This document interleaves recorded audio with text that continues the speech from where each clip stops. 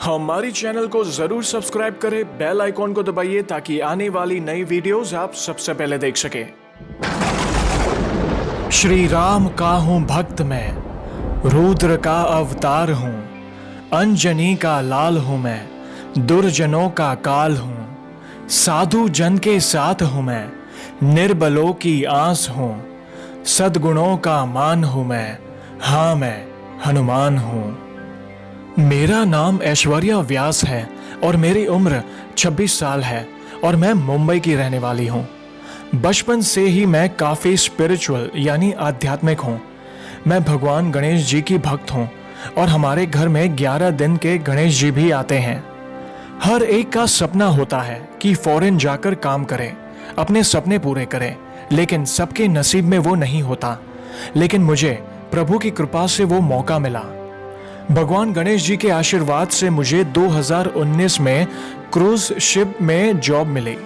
जयेश भाई, मैं आपको बता दूं कि मैं अपनी पूरी कम्युनिटी में पहली लड़की हूं जिसे क्रूज में जॉब मिली और अमेरिका में पोस्टिंग मिली।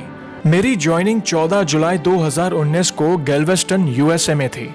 अमेरिका में मैं अकेले रहती थी, कोई रिश्तेदार नहीं था वहाँ हमारा। अकेले रहना बहुत कठिन था वहाँ, और भगवान गणेश जी की ही कृपा से क्रूज पे मुझे मेरे मंगेतर, मेरे लाइफ पार्टनर भी वहीं मिले। हम एक साथ ही काम करते थे। 14 जुलाई 2020 को फाइनली मेरी ज्वाइनिंग आ गई। उस दिन मैं बहुत खुश थी। जाते जाते अपने साथ भगवान गणेश जी की मूर्ति साथ ली थी और श्री हनुमान चालीसा की छोटी बुक अपने पर्स में रख दी। अगस्त 2019 की बात है।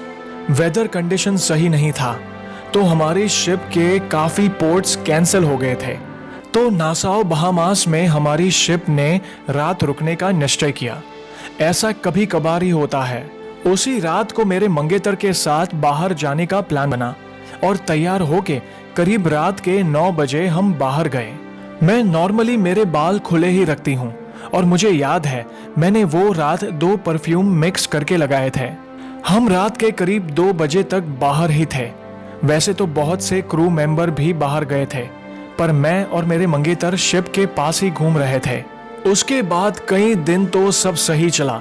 फिर एक हफ्ते बाद जैसे ही मैं मेरे कैबिन में आई, मैं बहुत अपसेट थी काम को लेके, क्योंकि वो दिन कुछ अच्छा नहीं बीता था मेरा। फिर भी मैं सोने चली गई।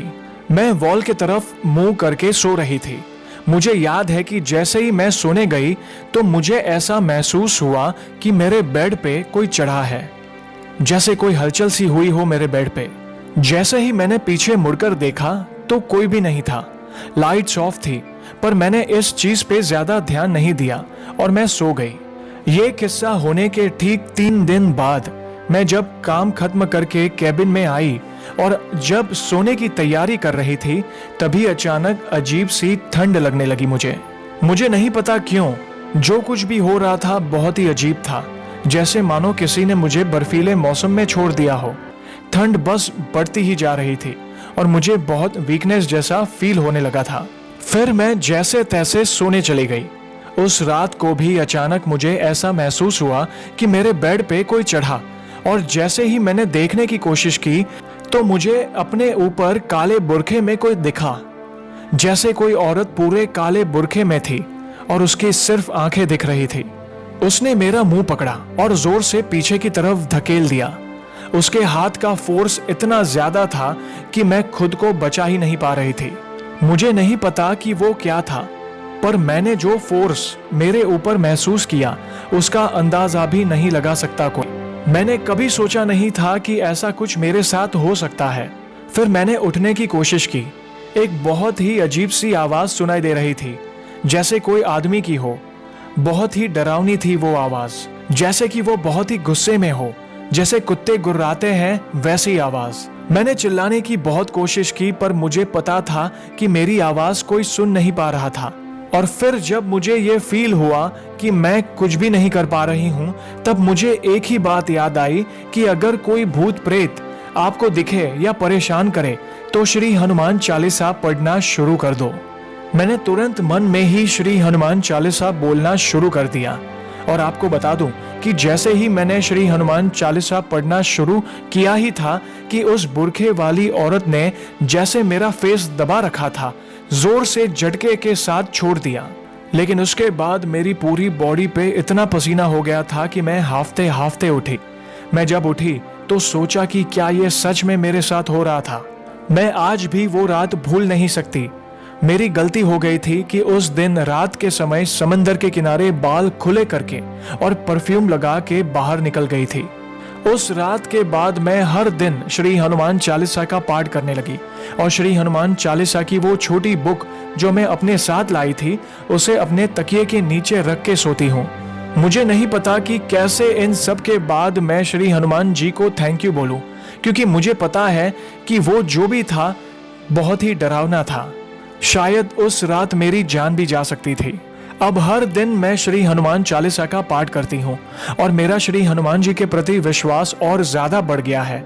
जयेश भाई, आपके माध्यम से मैं अपने साथ हुई ये सच्ची घटना सबके साथ शेयर करना चाहती हूँ ताकि लोगों का श्री हनुमान जी के प्रति विश्वास और बढ़े, क्योंकि मैंने खुद ने श्री हनुमान चालीसा की ताकत को उस दिन महसूस किया। नहीं तो पता नहीं क्या होता मेरे साथ उस रात। इसलिए कहते हैं ना, भूत पिशाच निकट नहीं आवे, महावीर जब नाम सुनावे। तो दोस्तों, कैसी लगी आज की ये वीडियो को लाइक और शेयर जरूर करिएगा ताकि ज्यादा से ज्यादा लोगों तक श्री हनुमान जी की महिमा को हम पहुंचा सके।